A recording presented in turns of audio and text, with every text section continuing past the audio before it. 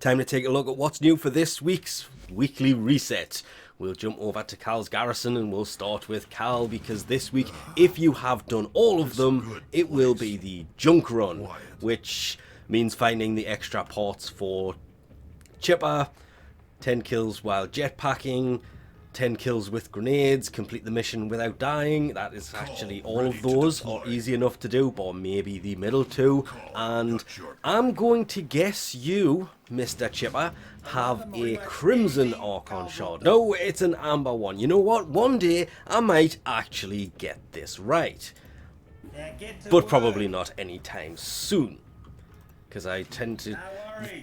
They do follow a certain order. Next week, Chipper will in fact have the Crimson Archon Shard. As for the Archon Shards this week, from the Archon Hunt, that will in fact be the Crimson one. That's where the confusion's coming. I'm getting the two backwards pretty much every time, because next week it'll be an Amber Archon Shard here. It is Archon Amar, which means mobile defense, not too hard. It can be slightly problematic, but not too bad. Excavation, time consuming, there is pretty much no way to fail that mission. And then obviously the final showdown, which leads us into, well, Night Wave that we can get to from exactly the same menu. Elite Acts, complete 5 different Steel Path missions, finish a capture mission in less than 90 seconds. Speedrun Vault works wonders for that. Normal Acts, complete 1 mission with only a single pistol and a glaive equipped. Complete 8 zones of Sanctuary Onslaught. Will work on Elite Sanctuary Onslaught if you're doing that anyway to level things up. Collect 15 Vorm or Fast Residue.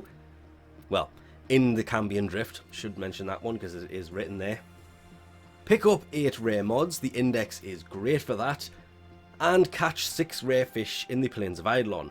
All in all, a very, very easy week. Cred offerings see Sniper Scavenger, Corrosive Projection, Shotgun Scavenger and Pistol Scavenger as the auras. Corrosive Projection, of course, the one to go for.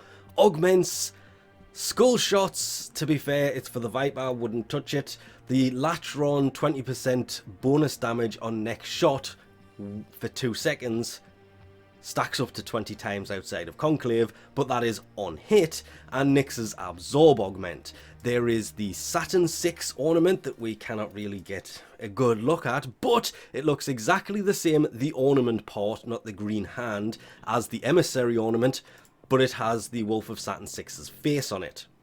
There is the Fragor Brock skin blueprint, the Tonkor Desert Camo skin blueprint.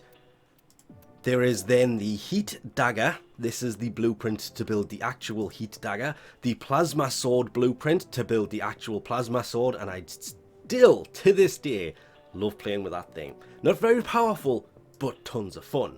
The Pangolin Sword blueprint is also here. That is, of course, to build the actual Pangolin Sword. The only one of these to be primed. Still would love to see a dual wielding plasma sword or a prime version. Same goes with the heat sword and the heat dagger. The dual wielding heat sword and heat dagger primed would be nice too. There is obviously the Tatsu Solstice skin that I still think the lens may be slightly better than this, but I do love that skin for the Tatsu. Does look really nice. Nihil's Obelite key to enter Nihil's Obelite, assuming you actually have one, because you can purchase that at any time, same as the Kuva, Naitan, Vorban Parts, Catalyst, Reactor.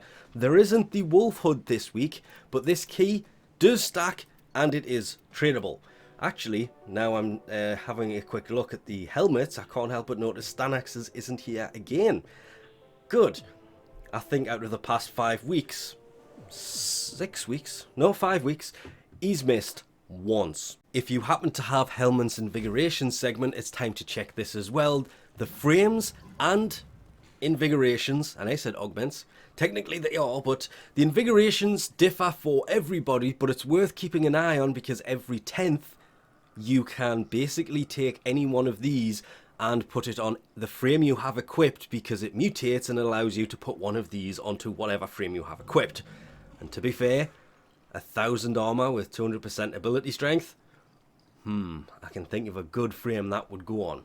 And even though Teshin Steel Path Honor Store is only worth checking on, to be fair, maybe twice in the space of the 2 weeks, this week it is the massively, I believe somebody actually worked this out, it's about 4 times overpriced when you figure out the platinum to steel essence conversion rate, and it is in fact overpriced over what you can get one for from trading down here.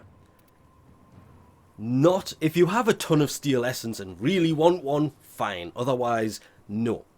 Stupidly overpriced. And everything else in here is pretty much exactly the same as it is all the time. So until the Kuva returns, or the Endo, he doesn't really have anything that good. And with that, we'll leave this off here. Thanks for watching. I'll catch you next time.